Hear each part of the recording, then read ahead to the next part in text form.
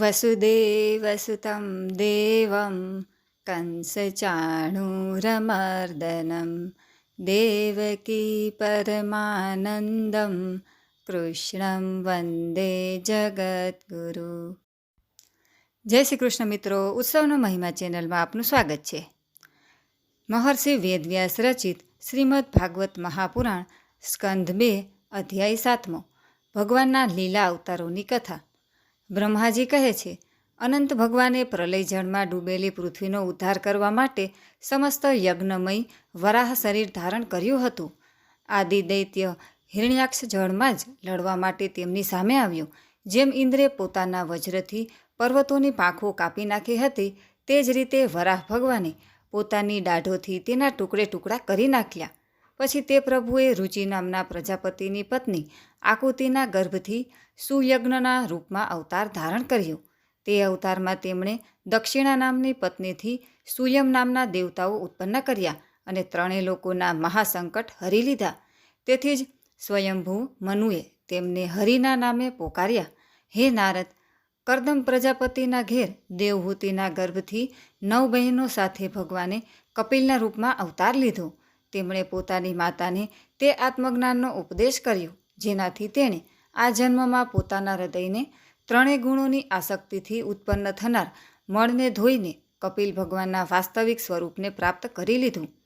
મહર્ષિ અત્રિ ભગવાનને પુત્ર રૂપે પ્રાપ્ત કરવા માંગતા હતા. તેમના પર પ્રસન્ન થઈને ભગવાને તેમને એક દિવસે કહ્યું કે મેં સ્વયં પોતાને તમને દઈ દીધા. તેથી અવતાર લેવાથી ભગવાનનું નામ દત્ત પડ્યું. તેમના ચરણ કમળોના પરાગથી પોતાના શરીરને પવિત્ર કરીને રાજા યદુ અને સહસ્ત્રાર્જુન વગેરેએ યોગ દ્વારા ભોગ અને મોક્ષ એ બંને સિદ્ધિઓ પ્રાપ્ત કરી. હે નારદ, સૃષ્ટિના પ્રારંભમાં વિવિધ લોક રચવાની ઈચ્છાથી મેં તપ કર્યું. મારા તે અખંડ તપથી પ્રસન્ન થઈને ભગવાને તપ અર્થવાળા સન નામથી યુક્ત સનક, સનંદન, સનાતન અને સનતકુમારના રૂપમાં અવતાર લીધો. આ અવતારમાં તેમણે પ્રલયને કારણે પહેલાં કલ્પના ભૂલાયેલા આત્મજ્ઞાનનો ઋષિઓને યથાવત ઉપદેશ કર્યો, જેનાથી તે બધાએ પોતાના હૃદયમાં તત્કાળ પરમ તત્વનો સાક્ષાત્કાર કર્યો. ધર્મની પત્ની દક્ષ કન્યા મૂર્તિના ગર્ભથી તેઓ નર નારાયણના રૂપમાં પ્રગટ થયા. તેમના તપનો પ્રભાવ તેમના જેવો જ છે. ઇન્દ્રે મોકલેલી કામની સેના અપ્સરાઓ તેમની સામે જતાં જ પોતાનો સ્વભાવ ખોઈ બેઠી. તેઓ પોતાના હાવભાવથી તે આત્મ સ્વરૂપ ભગવાનના તપમાં વિઘ્ન નાખી શકી નહીં. નારદ, શંકર વગેરે મહાનુભાવો પોતાની રોષભરી દ્રષ્ટિથી કામદેવને બાળી નાખે છે, પરંતુ સ્વયં પોતાને બાળનારા અસહ્ય ક્રોધને તેઓ બાળી શકતા નથી. તે જ ક્રોધ નર નારાયણના નિર્મળ હૃદયમાં પ્રવેશ કરતા પહેલાં જ ડરનો માર્યો કાપી ઉઠે છે. તો પછી ભલા તેમના હૃદયમાં કામનો પ્રવેશ તો થઈ જ કેમ શકે?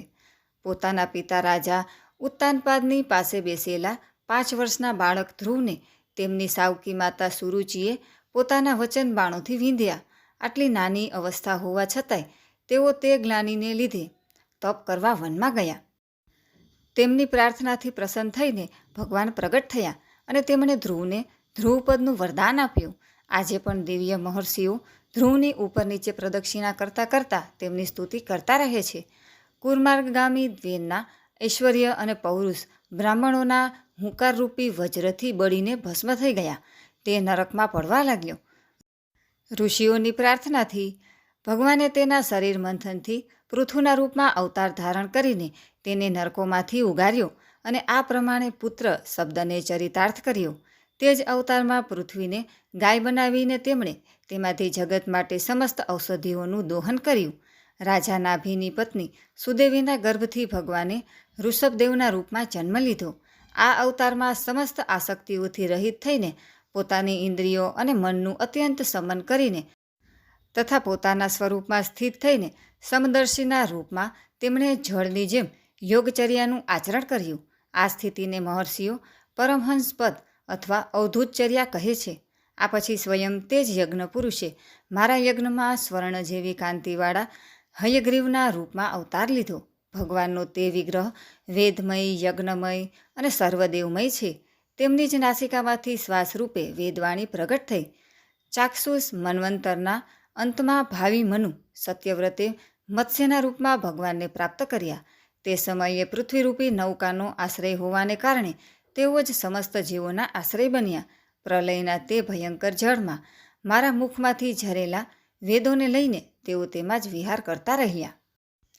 જ્યારે મુખ્ય દેવતાઓ અને દાનવો અમૃત પ્રાપ્તિના માટે ક્ષીરસાગરનું મંથન કરી રહ્યા હતા, ત્યારે ભગવાને કચ્છપના રૂપમાં પોતાની પીઠ ઉપર મંદરાચળ ધારણ કર્યો. તે સમયે પર્વતના ઘૂમવાને કારણે તેના ઘસાવાથી તેમની પીઠની ખંજવાળ થોડી મટી, જેને લીધે તેઓ થોડી ક્ષણો સુધી આરામથી ઊંઘી ગયા. ત્રિલોકીનો મહાન ભય હરી લેવા માટે તેમણે નૃસિંહનું રૂપ ધારણ કર્યું. ફળફળતી ભમરો અને તીક્ષ્ણ દાઢોથી તેમનું મુખ ઘણું ભયાનક લાગતું હતું.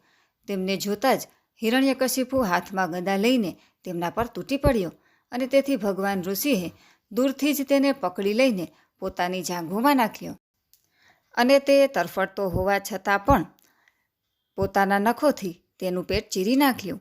ઘણા ઊંડા સરોવરોમાં મહાબળવાન ગ્રાહે ગજેન્દ્રનો પગ પકડી લીધો.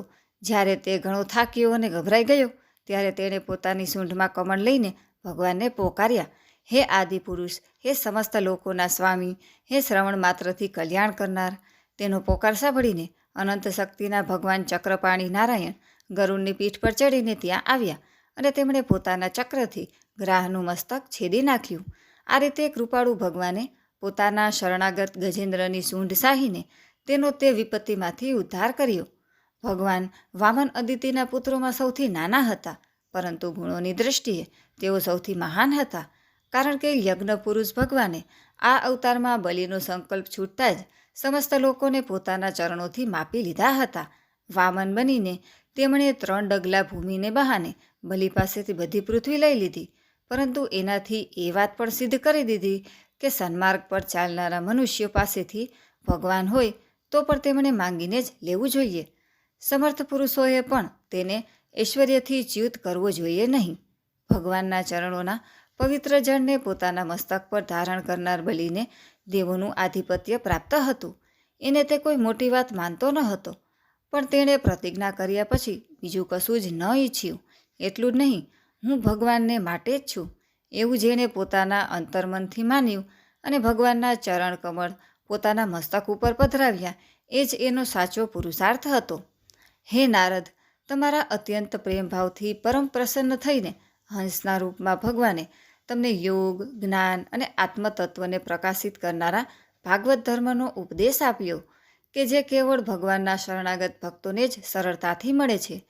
સ્વયંભૂ વગેરે મન્વંતરોમાં મનુના રૂપમાં અવતાર લઈને મનુવંશનું રક્ષણ કરતા રહીને 10 દિશાઓમાં અકુંઠિત તેજ અને સુદર્શન ચક્રને ધારણ કરનાર ભગવાન નિષ્કંટક શાસન કરે છે. 3 લોકોની ઉપર સત્યલોક સુધી તેમના ચરિત્રોની કમનીય કીર્તિ ફેલાય છે, અને તે જ રૂપે તેઓ અવારનવાર પૃથ્વીના ભારરૂપ દુષ્ટ રાજાઓનું દમન પણ કરતા રહે છે. ધન્વંતરી ભગવાન સ્વયં મૂર્તિમાન કીર્તિ સ્વરૂપ છે. તેમના નામથી જ મોટા રોગીઓના રોગોનો તત્કાળ નાશ કરે છે. દૈત્યો વડે હરી લેવાયેલા તેમનો યજ્ઞ ભાગ, જે યજ્ઞમાં અમૃતમય આયુષ્ય પ્રદાન કરનાર છે, તેને તેમણે ફરીથી પ્રાપ્ત કર્યો.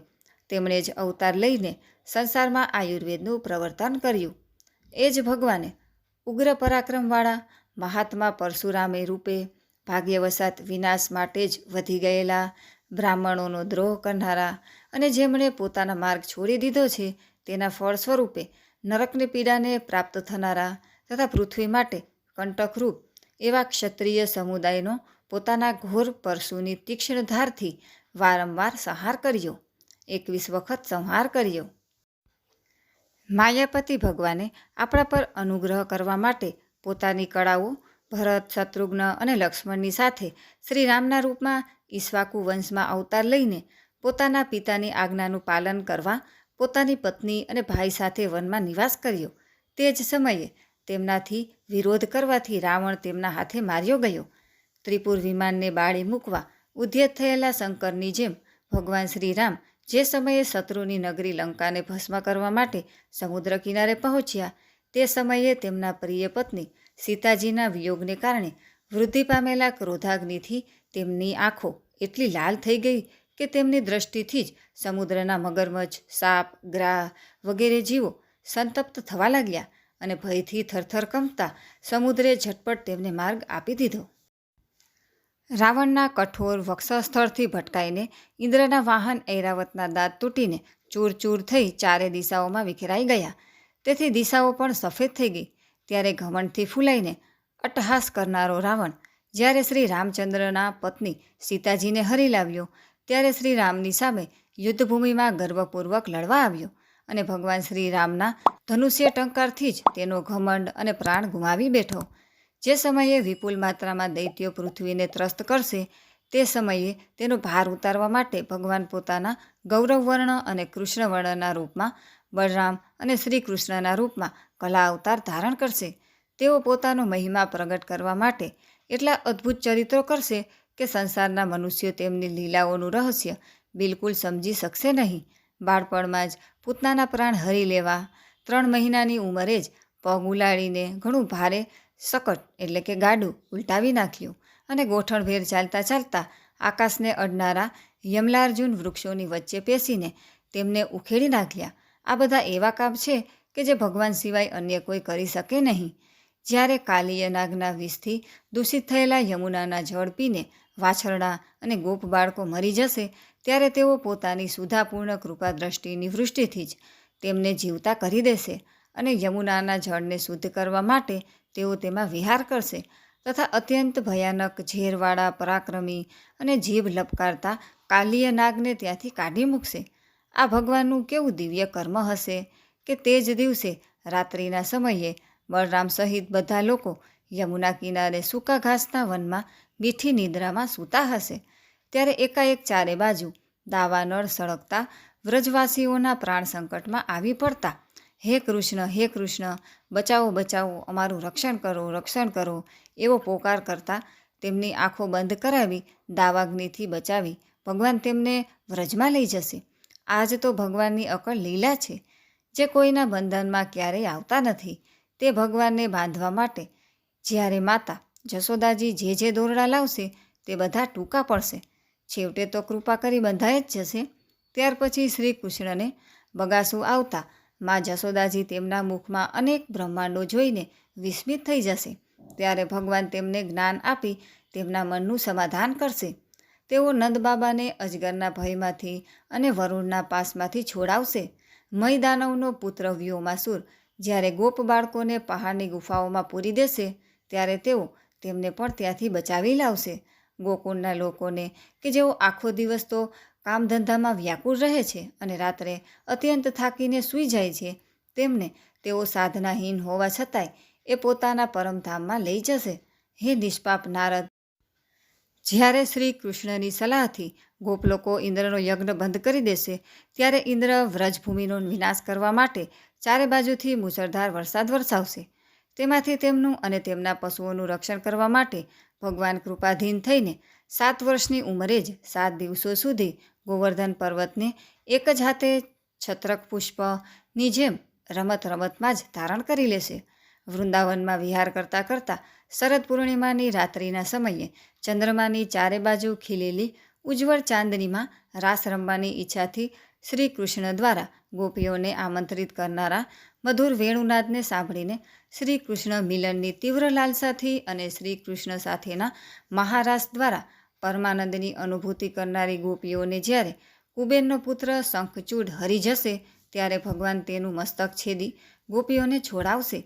બીજા પણ ઘણા બધા પ્રલંબાસુર, ધેનુકાસુર, બકાસુર, કેસી, અરિષ્ટાસુર વગેરે દૈત્યો, ચાણૂર વગેરે પહેલવાનો, કુવલિયાપીઠ હાથી, કંસ, કાલયવન, ભૌમાસુર, મિથ્યા વાસુદેવ, સાલ્વ, દ્વિવિધ વાનર, બલ્લવ, દંત, વક્ત્ર, રાજા, નગ્નજીતના 7 બળદ, સંબ્રાસુર, વિદુરથ, રૂક્મી વગેરે તથા કાંબુજ, મત્સ્ય, કુરુ, કૈક્ય, શૃંજ્ય વગેરે દેશોના રાજાઓ તેમજ જે પણ યોદ્ધાઓ ધનુષ્ય ધારણ કરીને યુદ્ધભૂમિમાં સામે આવશે તે બધા બલરામ, ભીમસેન, અર્જુન વગેરે નામોની ઓથે સ્વયં ભગવાન વડે જ માર્યા જશે અને તેમના ધામમાં પ્રાપ્ત થશે.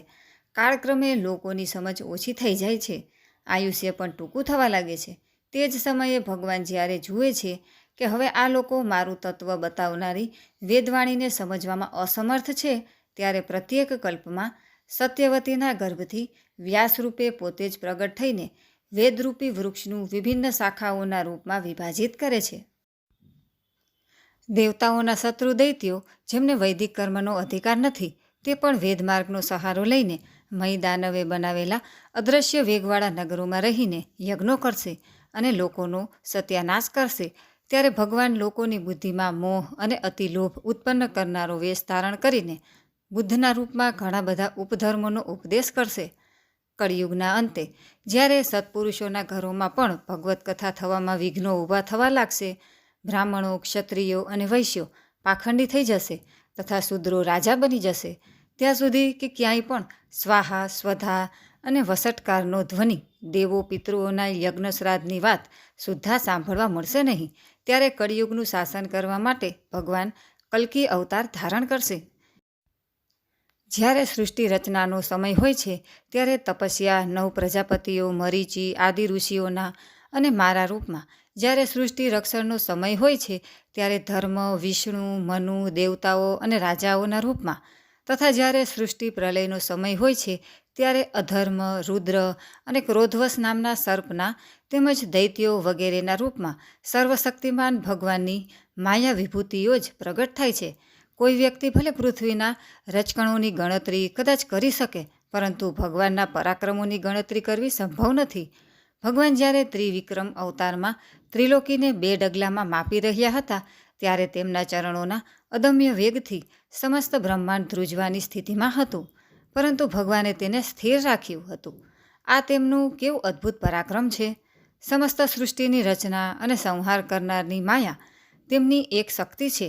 એવી અનંત શક્તિઓના આશ્રયભૂત તેમના સ્વરૂપને નથી હું જાણતો, અને નથી તો તમારા મોટા ભાઈ સનકાદિ વગેરે જાણતા, પછી બીજાઓની તો વાત જ ક્યાં રહી.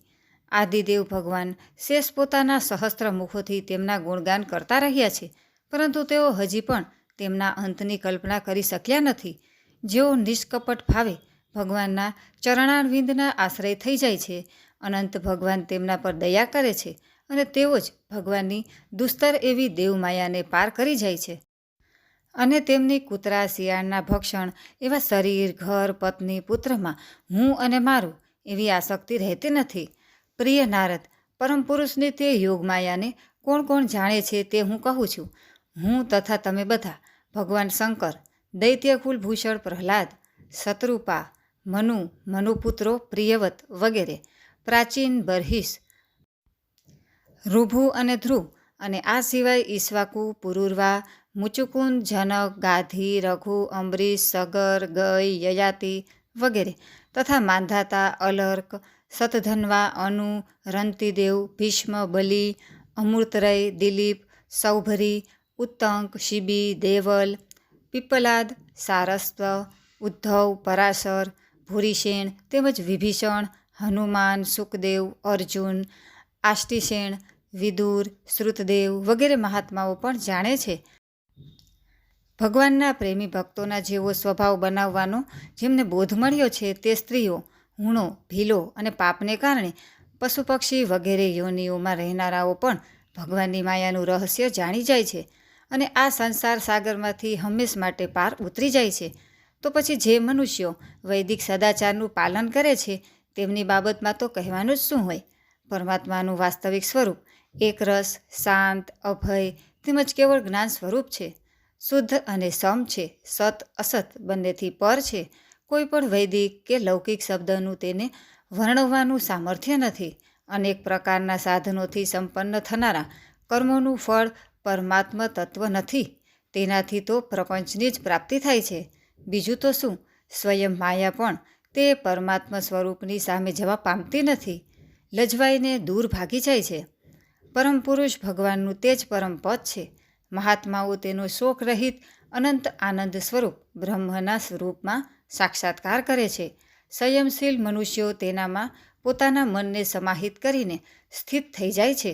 જેમ ઇન્દ્ર સ્વયં મેઘરૂપે વિદ્યમાન હોવાને કારણે પાણી માટે કૂવો ખોદવાની કોદાળી રાખતા નથી, તેવી જ રીતે મહાપુરુષોને પરમાત્મામાં શાશ્વત સ્થિતિ પ્રાપ્ત કરી લેવાથી કોઈ સાધનની જરૂર રહેતી નથી. તે પરમ પુરુષ પરમાત્મા સર્વશ્રેષ્ઠ કર્મોના પ્રભુ છે, ભગવાન છે. મનુષ્યોના ભાવ અને સ્વભાવ પ્રમાણે જેમ શાસ્ત્રોમાં કહ્યું છે, તે સત્કર્મોની પ્રસિદ્ધિ ભગવાનથી જ થાય છે. તે અજન્મા પરમાત્મા ક્ષેત્રજ્ઞના રૂપમાં સર્વવ્યાપી છે. આ શરીરનો નાશ થવાથી તેનો નાશ થતો નથી. તે આકાશવત સર્વવ્યાપી છે.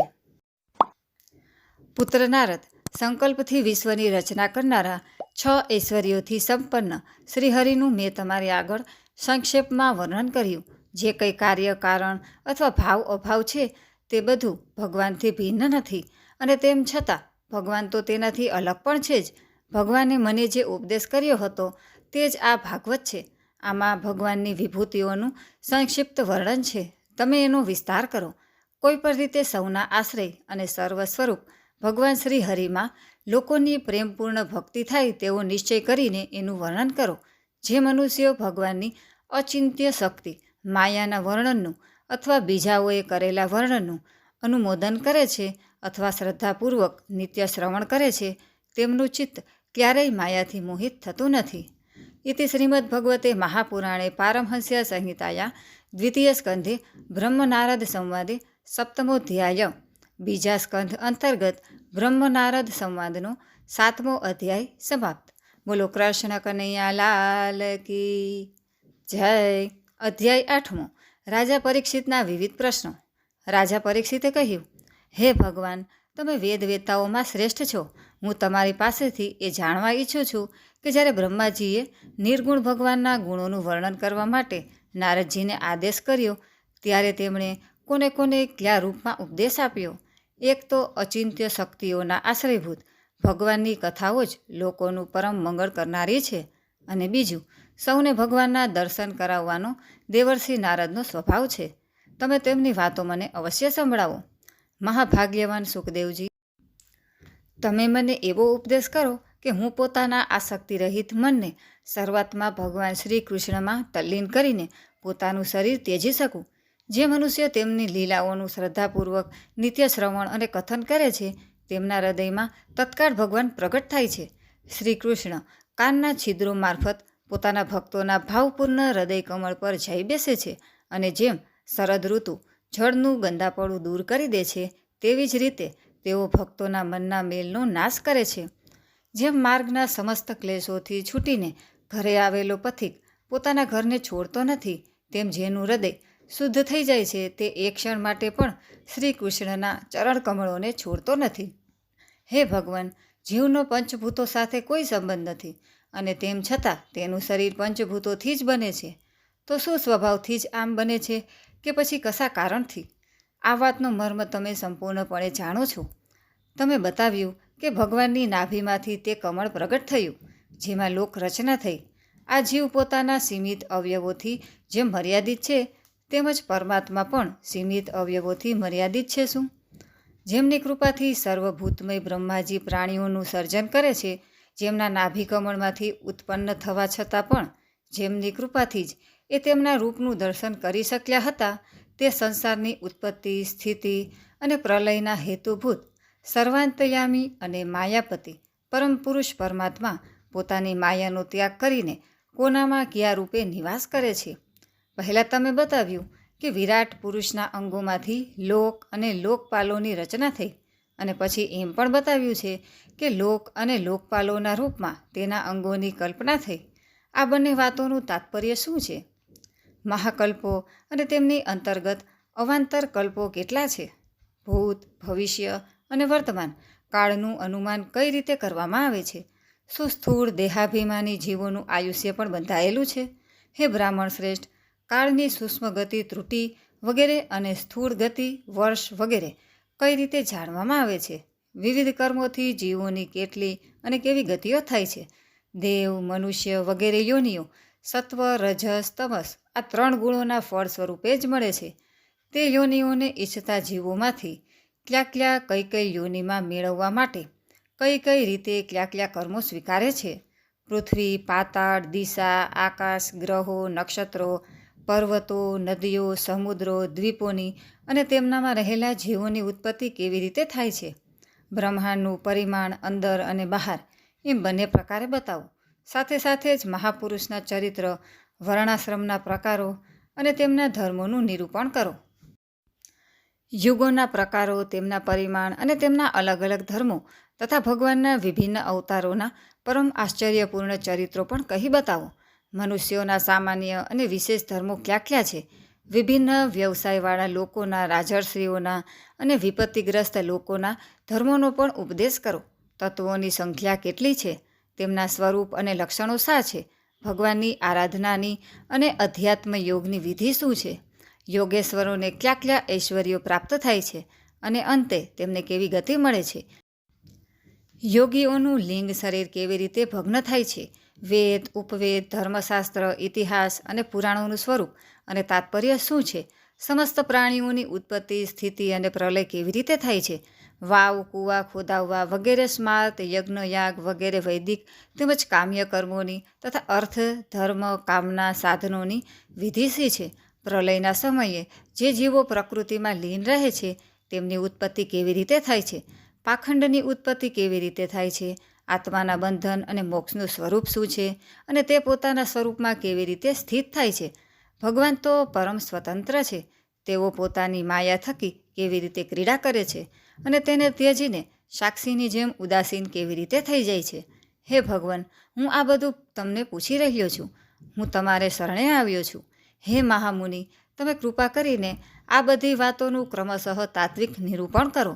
આ બાબતમાં તમે સ્વયંભૂ બ્રહ્મા સમાન પરમ પ્રમાણ છો. બીજા લોકો તો પોતાની પૂર્વ પરંપરાથી કહેલી સાંભળેલી વાતોનું જ અનુષ્ઠાન કરે છે. હે બ્રહ્મન, તમે મારી ભૂખ તરસની ચિંતા ન કરો. મારા પ્રાણ કોપિત બ્રાહ્મણના શાપ સિવાય અન્ય કોઈ કારણે નીકળી નહીં શકે, કારણ કે હું તમારા મુખારવિંદમાંથી નીકળનારી ભગવાનની અમૃતમયી લીલા કથાનું પાન કરી રહ્યો છું.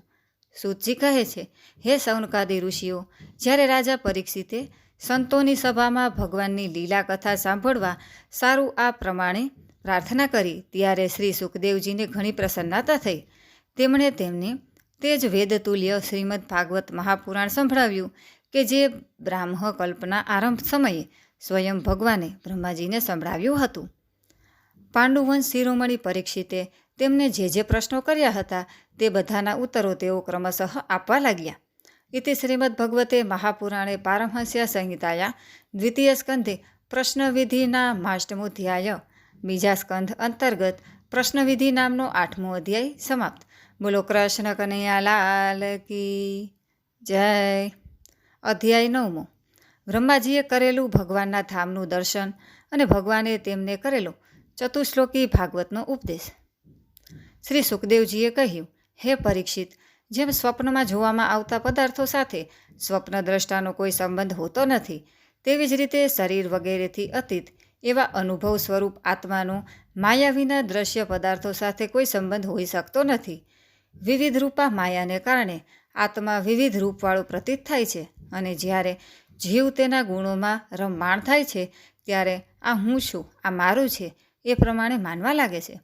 પરંતુ જ્યારે આ આત્મા ગુણોને ક્ષુબ્ધ કરનારો કાળ અને મોહ ઉત્પન્ન કરનારી માયા આ બંનેથી પર થઈને પોતાના અનંત સ્વરૂપમાં નિર્મોહી થઈને રમણ કરવા લાગે છે, આત્મારામ થઈ જાય છે, ત્યારે એ હું મારુંનો ભાવ છોડીને પૂર્ણ ઉદાસીન ગુણાતીત થઈ જાય છે. બ્રહ્માજીના નિષ્કપટ તપથી પ્રસન્ન થઈને ભગવાને તેમને પોતાના રૂપનું દર્શન કરાવ્યું અને આત્મતત્વના જ્ઞાન માટે તેમને પરમ સત્ય પરમાર્થ વસ્તુનો ઉપદેશ કર્યો. એ જ વાત હું તમને કહી સંભળાવું છું. ત્રણેય લોકોના પરમ ગુરુ આદિદેવ બ્રહ્માજી પોતાના ઉત્પત્તિ સ્થાન કમળ પર બેસીને સર્જનની ઈચ્છાથી વિચારવા લાગ્યા. પરંતુ જે જ્ઞાન દ્રષ્ટિથી સૃષ્ટિનું નિર્માણ થઈ શકે એમ હતું અને જે સર્જન વ્યાપાર માટે ઇષ્ટ છે તે દ્રષ્ટિ તેમને પ્રાપ્ત ન થઈ. એક દિવસ તેઓ એવું જ ચિંતન કરી રહ્યા હતા કે પ્રલયના સમુદ્રમાં તેમણે વ્યંજનોમાંના 16મો અને 21મો એ વર્ણો ત અને પ ને તપ તપ તપ કરો એમ 2 વાર સાંભળ્યા. હે પરીક્ષિત, મહાત્માઓ આ તપને જ ત્યાગીઓનું પરમ ધન માને છે. આ સાંભળીને બ્રહ્માજીએ બોલનારને જોવાની ઈચ્છાથી ચારે તરફ જોયું, પણ ત્યાં બીજું કોઈ દેખાયું નહીં. તેઓ પોતાના કમળ પર બેસી ગયા અને મને તપ કરવાની પ્રત્યક્ષ આજ્ઞા મળી છે એમ નિશ્ચયપૂર્વક માનીને અને તેમ કરવામાં જ પોતાનું હિત છે એમ સમજીને તેમણે પોતાનું મન તપમાં પરોવ્યું. બ્રહ્માજી તપસ્વીઓમાં સૌથી મહાન તપસ્વી છે.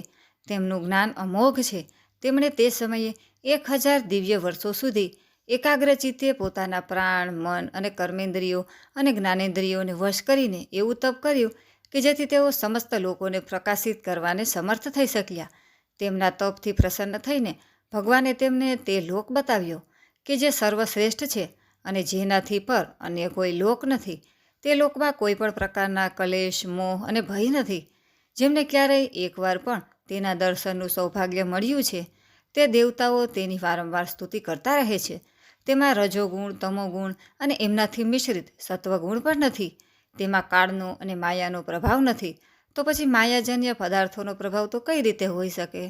તેમાં ભગવાનના તે પાર્ષદો વસે છે કે જેમનું પૂજન દેવતાઓ અને દૈત્યો બંને કરે છે. ભગવાનના તે પાર્ષદો ભગવાનના જ વર્ણના છે. તેમનું શામળું શરીર છે, કમળ જેવા કોમળ નેત્રો છે અને પીતાંબરથી શોભે છે. તેઓ અત્યંત કાંતિમાન અને કોમળ છે. બધાયને 4 ભુજાઓ છે.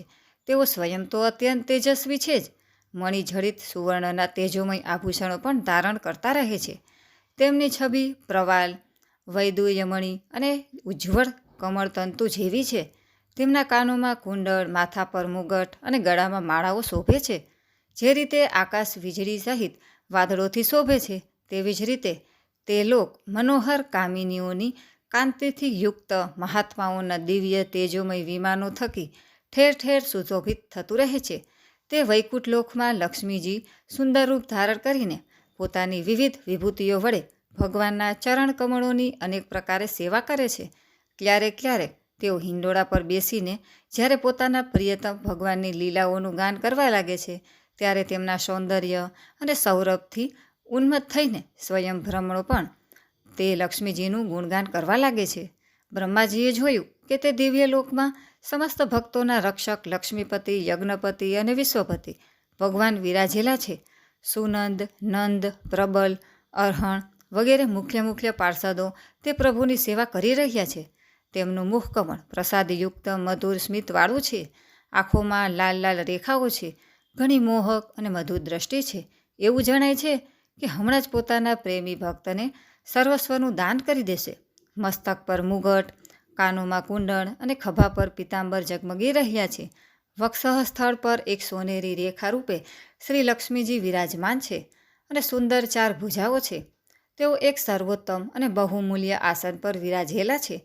પુરુષ, પ્રકૃતિ, મહતત્વ, અહંકાર, મન, 10 ઇન્દ્રિયો, શબ્દ આદિ 5 તન્માત્રાઓ અને પંચભૂતો આ 25 શક્તિઓ મૂર્તિમંત થઈને તેમની ચારે બાજુએ ઊભી છે. સમગ્ર ઐશ્વર્ય, ધર્મ, કીર્તિ, શ્રી, જ્ઞાન અને વૈરાગ્ય આ 6 નિત્ય સિદ્ધ સ્વરૂપભૂત શક્તિઓથી તેઓ સર્વદા યુક્ત રહે છે. એ સિવાય અન્યત્ર ક્યાંય પણ આ નિત્યપણે નિવાસ કરતી નથી. તે સર્વેશ્વર પ્રભુ પોતાના નિત્યાનંદી સ્વરૂપમાં જ નિત્ય નિરંતર નિમગ્ન રહે છે. આવા પોતાના ધામમાં રમમાણ ભગવાનની બ્રહ્માજીએ ઝાંખી કરી. તેમનું દર્શન કરતાં જ બ્રહ્માજીનું અંતઃકરણ આનંદના અતિરેકથી છલોછલ ભરાઈ ગયું. શરીર પુલકિત થઈ ગયું. આંખોમાં પ્રેમાશ્રુ છલકાઈ આવ્યા. બ્રહ્માજીએ ભગવાનના તે ચરણકમળોમાં કે જેમને પરમહંસોના નિવૃત્તિ માર્ગે પ્રાપ્ત કરી શકાય છે શિર નમાવીને પ્રણામ કર્યા. બ્રહ્માજીના પ્રિય ભગવાન પોતાના પ્રિય બ્રહ્માને પ્રેમ અને દર્શનના આનંદમાં નિમગ્ન થયેલા, શરણે આવેલા અને પ્રજાના સર્જન સારું આદેશ આપવા પાત્ર જોઈને ઘણા પ્રસન્ન થયા. તેમણે બ્રહ્માજી સાથે હાથ મેળવ્યા અને મંદ સ્મિતપૂર્વક અલંકૃત વાણીમાં કહ્યું. શ્રી ભગવાને કહ્યું, હે બ્રહ્માજી, તમારા હૃદયમાં તો સમસ્ત વેદોનું જ્ઞાન વિદ્યમાન છે. તમે સૃષ્ટિની રચના કરવાની ઈચ્છાથી દીર્ઘકાળ સુધી તપ કરીને મને સમ્યકપણે સંતુષ્ટ કરી દીધો છે. મનમાં કપટ રાખીને યોગ સાધન કરનારાઓ મને ક્યારેય પ્રસન્ન કરી શકતા નથી. તમારું કલ્યાણ થાઓ. તમારી જે અભિલાષા હોય તે વરદાન મારી પાસેથી માંગી લો, કારણ કે હું ઈચ્છિત વસ્તુ આપવાને સમર્થ છું. હે બ્રહ્માજી, જીવનું કલ્યાણ કરનારા સમસ્ત સાધનોનું અંતિમ ફળ મારા દર્શનમાં જ છે. તમે મને જોયા વિના જ મારી વાણી સાંભળીને આટલું ઘોર તપ કર્યું છે. એથી મારી ઈચ્છાથી તમને મારા લોકનું દર્શન થયું છે. તમે તે સમયે સૃષ્ટિ રચનાનું કાર્ય કરવા બાબતે કિંકર્ત વ્યમૂઢ બની રહ્યા હતા. ત્યારે મેં તમને તપ કરવાની આજ્ઞા આપી હતી, કારણ કે હે નિષ્પાપ, તપ મારું હૃદય છે અને સ્વયં હું તપનો આત્મા છું. હું તપથી જ આ સંસારનું સર્જન કરું છું, તપથી જ તેનું ધારણ પોષણ કરું છું અને પછી તપથી જ તેને પોતાનામાં લીન કરી દઉં છું. તપ મારી એક દુર્લભ્ય શક્તિ છે. બ્રહ્માજીએ કહ્યું, હે ભગવાન, આપ સમસ્ત પ્રાણીઓના અંતઃકરણમાં સાક્ષી રૂપે વિરાજમાન રહો છો. આપે એ અકુંઠિત જ્ઞાન થકી હું શું કરવા ઈચ્છું છું તે આપે જાણી લીધું. હે નાથ, આપ કૃપા કરીને મુજ યાચકની એ માંગણી પૂર્ણ કરો કે હું રૂપરહિત એવા તમારા સગુણ અને નિર્ગુણ એ બંને રૂપોને જાણી શકું. આપ માયાપતિ છો. આપનો સંકલ્પ ક્યારેય વ્યર્થ થતો નથી. જેમ કરોળીઓ પોતાના મોંમાંથી ઝાડ કાઢીને તેમાં ક્રીડા કરે છે અને પછી તેને પોતાનામાં લીન કરી દે છે, તેવી જ રીતે આપ પોતાની માયાનો આશ્રય લઈને વિવિધ શક્તિ સંપન્ન એવા આ જગતની ઉત્પત્તિ, તેનું પાલન અને તેનો સંહાર કરવા માટે સ્વયં પોતાને જ અનેક રૂપોમાં સર્જો છો અને ક્રીડા કરો છો. આમ આપ કઈ રીતે કરો છો તે મર્મ હું જાણી શકું એવું જ્ઞાન મને આપો. આપ મારા પર એવી કૃપા કરો કે હું સજાગ રહીને આપની આજ્ઞાનું પાલન કરી શકું અને સૃષ્ટિની રચના કરતી વખતે પણ કરતાપણાના અભિમાનથી બંધાવ નહીં. હે ભગવાન, આપે મારો મિત્ર તરીકે સ્વીકાર કર્યો છે તે આપની કેટલી કૃપા છે. આપે મને પ્રજાની સૃષ્ટિ કરવા માટે અને જે તે લોકોના ગુણ કર્મ અનુસાર વિભાગ કરવા માટે નિયુક્ત કર્યો છે, તો હું ખૂબ સાવધાનીપૂર્વક તે કાર્ય કરીશ. મારી એટલી જ માંગણી છે કે સૃષ્ટિ કરતી વખતે હું અજન્મા છું અને સર્વોપરી છું એવો ગર્વ ન કરી બેસું. શ્રી ભગવાને કહ્યું, મારું જે પરમ ગોપનીય વિજ્ઞાન સહિત જ્ઞાન છે તેનું તથા રહસ્ય સહિત તેના અંગોનું મારા દ્વારા વર્ણન કરવામાં આવે છે. તેને તમે ગ્રહણ કરો. હું જેટલો છું, જે ભાવોથી યુક્ત છું, જે રૂપ, ગુણ અને લીલાઓથી સમન્વિત છું, તે બધાના તત્વનું વિજ્ઞાન તમને મારી કૃપાથી જેમનું તેમ પ્રાપ્ત થઈ જાઓ. સૃષ્ટિના પૂર્વે પણ હું જ હતો. મારાથી ભિન્ન કશું પણ ન હતું અને સૃષ્ટિના ઉત્પન્ન થયા પછી જે કંઈ પણ આ દ્રશ્ય થનારા પદાર્થો છે તે હું જ છું. જે સત, અસત અને તેનાથી પર તે હું જ છું. સૃષ્ટિની સીમા પછી પણ હું જ છું અને આ બધાનો નાશ થઈ ગયા પછી જે કંઈ રહે છે તે બધું પણ હું જ છું. જેમ આભાસ અર્થાત કોઈ વસ્તુનું પ્રતિબિંબ ખરેખર કોઈ વસ્તુ નથી, પ્રતીતિ માત્ર જ છે, તેમ પરમાર્થ વસ્તુરૂપ પરમાત્મા સિવાય પરમાત્મામાં જે કંઈ પ્રતીત થાય છે તે વાસ્તવમાં કશું નથી. તથા જેમ વિદ્યમાન હોવા છતાં પણ તમ અર્થાત રાહુ ગ્રહની પ્રતીતિ થતી નથી, એ જ પ્રમાણે વાસ્તવમાં સત હોવા છતાં પણ જે મુજ પરમાત્માની પ્રતીતિ થતી નથી. આ બંને પ્રકારની મારી માયા છે એ સમજવું જોઈએ.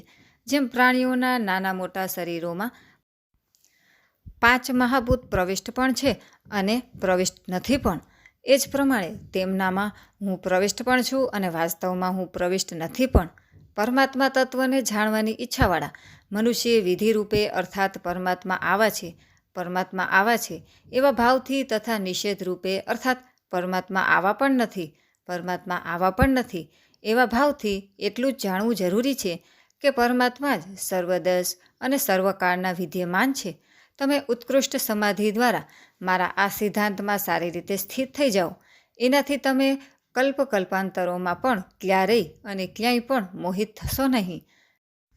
શ્રી સુખદેવજી કહે છે, લોકપિતામહ બ્રહ્માજીને આ રીતે ઉપદેશ આપીને અજન્મા ભગવાને તેમના જોતજોતમાં જ પોતાના તે રૂપને અદૃશ્ય કરી લીધું. સર્વભૂત સ્વરૂપ બ્રહ્માજીએ જ્યારે જોયું કે ભગવાને પોતાના દ્રષ્ટિગોચર સ્વરૂપને મારા નેત્રો આગળથી દૂર કર્યું છે, ત્યારે તેમણે અંજલિ બાંધીને તેમને પ્રણામ કર્યા અને પહેલા કલ્પમાં જેવી સૃષ્ટિ હતી તે જ રૂપમાં આ વિશ્વની રચના કરી.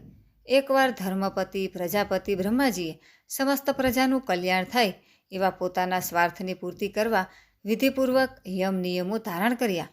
તે સમયે તેમના પુત્રોમાં સર્વાધિક પ્રિય પરમ ભક્ત નારદજીએ માયાપતિ ભગવાનની માયાનું તત્વ જાણવાની ઈચ્છાથી ઘણા સંયમ, વિનય અને સૌમ્યતાથી અનુગત થઈને તેમની સેવા કરી અને તેમણે સેવાથી બ્રહ્માજીને અત્યંત સંતુષ્ટ કર્યા.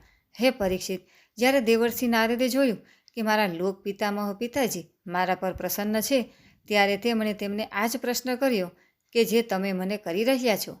તેમના પ્રશ્નથી બ્રહ્માજી વિશેષ પ્રસન્ન થયા. પછી તેમણે આ 10 લક્ષણોવાળું ભાગવત પુરાણ પોતાના પુત્ર નારદને કહી સંભળાવ્યું કે જેનો સ્વયં ભગવાને તેમને ઉપદેશ કર્યો હતો.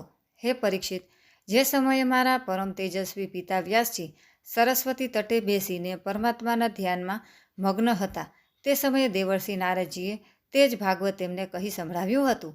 તમે મને એવો જ પ્રશ્ન કર્યો છે કે વિરાટ પુરુષ વડે આ જગતની ઉત્પત્તિ કેવી રીતે થઈ, તથા અન્ય પણ જે ઘણા બધા પ્રશ્નો કર્યા છે તે બધાનો ઉત્તર હું તે જ ભાગવત પુરાણના રૂપમાં આપું છું. ઇતિ શ્રીમદ ભગવતે મહાપુરાણે પારમહંસ્યા સંહિતાયા દ્વિતીય સ્કંધે 9મો અધ્યાય બીજા સ્કંધ અંતર્ગત પુરુષ સંસ્થાનું વર્ણન નામનો 9મો અધ્યાય સમાપ્ત. બોલો કૃષ્ણ કનૈયાલાલ કી જય. અધ્યાય 10મો, ભાગવતના 10 લક્ષણો. શ્રી સુખદેવજી કહે છે, હે પરીક્ષિત, આ ભાગવત પુરાણમાં 10 વિષયોનું વર્ણન છે. સર્ગ, વિસર્ગ, સ્થાન, પોષણ, ઉતિ, મન્વંતર, ઈશાનુકથા, નિરોધ, મુક્તિ અને આશ્રય. આમાંનું જે 10મું આશ્રય તત્વ છે તેનું પૂર્ણ જ્ઞાન થાય તે માટે ક્યાંક શ્રુતિથી, ક્યાંક તાત્પર્યથી અને ક્યાંક બંનેના અનુકૂળ અનુભવથી મહાત્માઓએ અન્ય 9 વિષયોનું ઘણી સુગમ રીતે વર્ણન કર્યું છે. ઈશ્વરની પ્રેરણાથી ગુણોમાં ક્ષોભ થતાં રૂપાંતરો થવાથી જે આકાશ વગેરે 5 મહાભૂતો, શબ્દ વગેરે તન્માત્રાઓ, ઇન્દ્રિયો, અહંકાર અને મહતત્વની ઉત્પત્તિ થાય છે તેને સર્ગ કહે છે. તે વિરાટ પુરુષથી ઉત્પન્ન બ્રહ્માજી વડે જે વિભિન્ન જળ ચેતન સૃષ્ટિઓનું નિર્માણ થાય છે તેનું નામ છે વિસર્ગ. પ્રત્યેક પગલે નાશ તરફ આગળ વધતી સૃષ્ટિને એક મર્યાદામાં સ્થિર રાખવાથી ભગવાન વિષ્ણુની જે શ્રેષ્ઠતા સિદ્ધિ થાય છે તેનું નામ સ્થિતિ છે. ભગવાન વડે સુરક્ષિત સૃષ્ટિમાં ભક્તો ઉપર તેમની જે કૃપા થાય છે તેમનું નામ છે પોષણ. મન્વંતરોના અધિપતિ ભગવદ્ ભક્તિ અને પ્રજાપાલન રૂપી શુદ્ધ ધર્મનું જે અનુષ્ઠાન કરે છે તેને મન્વંતર કહે છે. જીવોની તેવી વાસનાઓ કે જે કર્મો દ્વારા તેમને બંધનમાં નાખે છે તેઓ ઉતિ નામે ઓળખાય છે. ભગવાનના વિભિન્ન અવતારોની અને તેમના પ્રેમી ભક્તોની વિવિધ આખ્યાનોવાળી કથાઓ ઈશ કથા છે. ભગવાન જ્યારે યોગ નિદ્રા અપનાવીને શયન કરે છે ત્યારે આ જીવનું પોતાની ઉપાધિઓ સહિત તેમનામાં લીન થવું એ નિરોધ છે. અજ્ઞાન કલ્પિત કર્તાપણું, ભોગતાપણું વગેરે અનાત્મ ભાવનો પરિત્યાગ કરીને પોતાના વાસ્તવિક સ્વરૂપ પરમાત્મામાં સ્થિત થવું એ જ મુક્તિ છે. હે પરીક્ષિત, આ ચરાચર જગતની ઉત્પત્તિ અને પ્રલય જે તત્વથી પ્રકાશિત થાય છે તે પરમ બ્રહ્મ જ આશ્રય છે. શાસ્ત્રોમાં એને જ પરમાત્મા કહ્યા છે. નેત્ર વગેરે ઇન્દ્રિયોનો અભિમાની દ્રષ્ટા જીવ છે. તે જ ઇન્દ્રિયોના અધિકારી દેવતા સૂર્ય વગેરેના રૂપમાં પણ છે. અને નેત્રગોલક વગેરેથી યુક્ત જે દ્રશ્ય શરીર છે તે જ તે બંનેને અલગ પાડે છે. આ ત્રણેયમાંથી જો એકનો પણ અભાવ થઈ જાય તો બીજા બેની પ્રાપ્તિ થઈ શકતી નથી. તેથી જે આ ત્રણેયને જાણે છે તે પરમાત્મા જ બધાનું અધિષ્ઠાન આશ્રય તત્વ છે. તેનો આશ્રય તે પોતે જ છે, અન્ય કોઈ નહીં. પૂર્વોક્ત વિરાટ પુરુષ જ્યારે બ્રહ્માંડ ફોડીને બહાર આવ્યો ત્યારે તે પોતાનું રહેવાનું સ્થાન ખોળવા લાગ્યો અને સ્થાનની ઈચ્છાથી તે શુદ્ધ સંકલ્પવાળા પુરુષે અત્યંત પવિત્ર જળનું સર્જન કર્યું. વિરાટ પુરુષ રૂપી નર થકી ઉત્પન્ન થવાને કારણે જળનું નામ નાર પડ્યું અને તે પુરુષ પોતે ઉત્પન્ન કરેલા તે નારમાં 1000 વર્ષ રહ્યા. તેથી તેમનું નામ નારાયણ થયું. તે નારાયણ ભગવાનની કૃપાથી જ દ્રવ્ય, કર્મ, કાળ, સ્વભાવ, જીવ વગેરેની સત્તા છે. તેમની ઉપેક્ષા કરવાથી અન્ય કોઈનું અસ્તિત્વ નથી. તે અદ્વિતીય ભગવાન નારાયણે યોગ નિદ્રામાંથી જાગીને અનેક થવા ઈચ્છ્યું ત્યારે તેમણે પોતાની માયા વડે અખિલ બ્રહ્માંડના બીજ સ્વરૂપ પોતાના સુવર્ણમય વીર્યનું 3 ભાગોમાં વિભાજન કર્યું: અધિદેવ, અધ્યાત્મ અને અધિભૂત. હે પરીક્ષિત, તે વિરાટ પુરુષના એક જ વીર્યનું 3 ભાગોમાં વિભાજિત કેવી રીતે થયું તે સાંભળો. વિરાટ પુરુષના હલનચલનથી તેમના શરીરમાં રહેનારા આકાશમાંથી ઇન્દ્રિય બળ, મનોબળ અને શરીર બળની ઉત્પત્તિ થઈ અને એમનામાંથી એ બધાનો રાજા પ્રાણ ઉત્પન્ન થયો. જેમ સેવક પોતાના સ્વામી રાજાની પાછળ પાછળ ચાલે છે તેવી જ રીતે બધાના શરીરોમાં પ્રાણનું પ્રાબલ્ય રહેવાથી જ બધી ઇન્દ્રિયો પ્રબળ રહે છે. અને જ્યારે તે પ્રાણ મંદ પડી જાય છે ત્યારે તે બધી ઇન્દ્રિયો પણ મંદ પડી જાય છે. જ્યારે પ્રાણ જોરથી આવવા જવા લાગ્યો ત્યારે વિરાટ પુરુષને ભૂખ તરસની અનુભૂતિ થઈ. ખાવા પીવાની ઈચ્છા થતાં જ સૌપ્રથમ તેમના શરીરમાં મુખ પ્રગટ થયું, મુખથી તાળવું અને તાળવાથી રસેન્દ્રિય પ્રગટ થઈ. ત્યારબાદ અનેક પ્રકારના રસ ઉત્પન્ન થયા કે જેમને રસના ગ્રહણ કરે છે. જ્યારે તેમને બોલવાની ઈચ્છા થઈ ત્યારે વાઘ ઇન્દ્રિય, તેના અધિષ્ઠાતા દેવના અગ્નિ અને તેમના વિષય બોલવું, એ ત્રણે પ્રગટ થયા. ત્યારબાદ ઘણા સમય સુધી તે જળમાં જ તેઓ રોકાઈ રહ્યા. શ્વાસના વેગથી નસકોરા પ્રગટ થયા. જ્યારે તેમને સૂંઘવાની ઈચ્છા થઈ ત્યારે તેમની ઘ્રાણેન્દ્રિય નાક આવી મળ્યું અને તેમના અધિષ્ઠાતા દેવતા ગંધ ફેલાવનાર વાયુદેવ પ્રગટ થયા. પહેલાં તેમના શરીરમાં પ્રકાશ ન હતો. પછી જ્યારે પોતાને તથા બીજા વસ્તુઓને જોવાની તેમની ઈચ્છા થઈ ત્યારે નેત્ર છિદ્રો, તેમના અધિષ્ઠાતા દેવતા સૂર્ય અને નેત્રેન્દ્રિય પ્રગટ થયા અને તેમના વડે રૂપનું ગ્રહણ થવા લાગ્યું. જ્યારે વેદરૂપી ઋષિઓ તે વિરાટ પુરુષને સ્તુતિઓ વડે જગાડવા લાગ્યા ત્યારે તેમને સાંભળવાની ઈચ્છા થઈ. તે સમયે કાન, તેમના અધિષ્ઠાતા દેવતા દિશાઓ અને કર્ણેન્દ્રિય પ્રગટ થયા. તેનાથી જ શબ્દ સંભળાય છે. જ્યારે તેમણે વસ્તુઓનું કોમળપણું, કઠણપણું, હલકાપણું, ભારેપણું, ગરમપણું, ઠંડાપણું વગેરે જાણવા ઈચ્છ્યું ત્યારે તેમના શરીરમાં ત્વચા પ્રગટ થઈ. ધરતીમાંથી જેમ વૃક્ષો ઉગી નીકળે છે તેમ તે ત્વચામાંથી રૂવા પેદા થયા અને તેની અંદર બહાર રહેનારો વાયુ પણ પ્રગટ થયો. સ્પર્શનો અનુભવ કરનાર ત્વક ઇન્દ્રિય પણ એ સાથે જ શરીરમાં ચારે તરફ લપેટાઈ ગઈ અને તેથી તેમને સ્પર્શની અનુભૂતિ થવા લાગી. જ્યારે તેમને અનેક પ્રકારના કર્મ કરવાની ઈચ્છા થઈ ત્યારે તેમને હાથ ઉગી આવ્યા. તે હાથોમાં ગ્રહણ શક્તિ, હસ્તેન્દ્રિય તથા તેમના અધિદેવતા ઇન્દ્ર પ્રગટ થયા અને બંનેના આશ્રય થનાર ગ્રહણરૂપી કર્મ પણ પ્રગટ થયું. જ્યારે તેમને અભિષ્ટ સ્થાને જવાની ઈચ્છા થઈ ત્યારે તેમના શરીરમાં પગ ઉગી આવ્યા. પગોની સાથે જ ચરણેન્દ્રિયના અધિષ્ઠાતા રૂપે સ્વયં યજ્ઞ પુરુષ ભગવાન વિષ્ણુ ત્યાં સ્થિત થયા અને એમનાથી ચાલવારૂપી કર્મ પ્રગટ થયું. મનુષ્યો આ જ ચરણેન્દ્રિયથી ચાલીને યજ્ઞ સામગ્રી એકઠી કરે છે. સંતાન, રતિ અને સ્વર્ગભોગની ઈચ્છા થતાં વિરાટ પુરુષના શરીરમાં લિંગની ઉત્પત્તિ થઈ. તેમાં ઉપસ્થેન્દ્રિય અને પ્રજાપતિ દેવતાનો તથા તે બંનેના આશ્રય રહેનારા કામસુખનો પ્રાદુર્ભાવ થયો. જ્યારે તેમને મળત્યાગની ઈચ્છા થઈ ત્યારે ગુદા પ્રગટ થઈ. ત્યાર પછી તેમાં પાયુ ઇન્દ્રિય અને મિત્ર દેવતા ઉત્પન્ન થયા. એ બંને વડે મળત્યાગની ક્રિયા થાય છે. અપાન માર્ગ દ્વારા એક શરીરમાંથી બીજા શરીરમાં જવાની ઈચ્છા થતાં નાભિદ્વાર પ્રગટ થયું. તેનાથી અપાન અને મૃત્યુ દેવતા પ્રગટ થયા. એ બંનેના આશ્રયે જ પ્રાણ અને અપાનનો વિયોગ અર્થાત મૃત્યુ થાય છે. જ્યારે વિરાટ પુરુષને અન્નજળ લેવાની ઈચ્છા થઈ ત્યારે ઉદર, આંતરડા અને નાળીઓ ઉત્પન્ન થઈ. સાથે જ કુક્ષીના દેવતા સમુદ્ર, નાળીઓના દેવતા નદીઓ તથા તુષ્ટિ અને પુષ્ટિ એ બંને તેમના આશ્રિત વિષયો ઉત્પન્ન થયા. જ્યારે તેમણે પોતાની માયા વિશે વિચારવા ચાહ્યું ત્યારે હૃદયની ઉત્પત્તિ થઈ. તેમાંથી મનરૂપી ઇન્દ્રિય અને મનથી તેના દેવતા ચંદ્રમા તથા તેના વિષયો કામના અને સંકલ્પ પ્રગટ થયા. વિરાટ પુરુષના શરીરમાં પૃથ્વી, જળ અને તેજથી ત્વચા, ચામડી, માંસ, રક્ત, મેદ, મજ્જા અને અસ્થિ એ 7 ધાતુઓ પ્રગટ થઈ. એ જ પ્રમાણે આકાશ, જળ અને વાયુથી પ્રાણોની ઉત્પત્તિ થઈ. ઇન્દ્રિયો વિષયોને ગ્રહણ કરનારી છે. તે વિષયો અહંકારથી ઉત્પન્ન થયેલા છે. મન બધા વિચારોનું ઉદ્ભવ સ્થાન છે અને બુદ્ધિ તમામ પદાર્થોનો બોધ કરાવનારી છે. મેં ભગવાનના આ સ્થૂળ રૂપનું વર્ણન તમને સંભળાવ્યું છે. આ રૂપ બાહ્ય રીતે પૃથ્વી, જળ, તેજ, વાયુ, આકાશ, અહંકાર, મહતત્વ અને પ્રકૃતિ આ 8 આવરણોથી ઘેરાયેલું છે. આનાથી પર એવું ભગવાનનું સૂક્ષ્મ રૂપ છે. તે અવ્યક્ત, નિર્વિશેષ, આદિ, મધ્ય, અંતરહિત અને નિત્ય છે. ત્યાં પહોંચવાનું વાણી અને મનનું સામર્થ્ય નથી.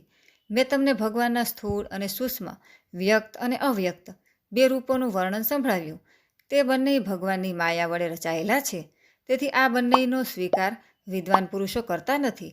વાસ્તવમાં ભગવાન નિષ્ક્રિય છે.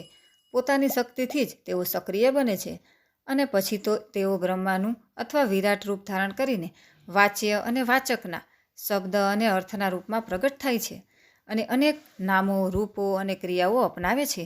હે પરીક્ષિત, પ્રજાપતિ, મનુ, દેવતા, ઋષિ, પિતૃ, સિદ્ધ, ચારણ, ગંધર્વ, વિદ્યાધર, અસુર, યક્ષ, કિન્નર, અપ્સરા, નાગ, સર્પ, કિમપુરુષ, ઉરગ, માતૃકા, રાક્ષસ, પિશાચ, પ્રેત, ભૂત, વિનાયક, કુષ્માંડ, ઉન્માદ, વેતાલ, યાતુધાન, ગ્રહ, પક્ષી, મૃગ, પશુ, વૃક્ષ, પર્વત, સરીસૃપ ઇત્યાદિ જેટલા પણ નામરૂપો સંસારમાં છે તે બધા ભગવાનના જ સ્વરૂપ છે.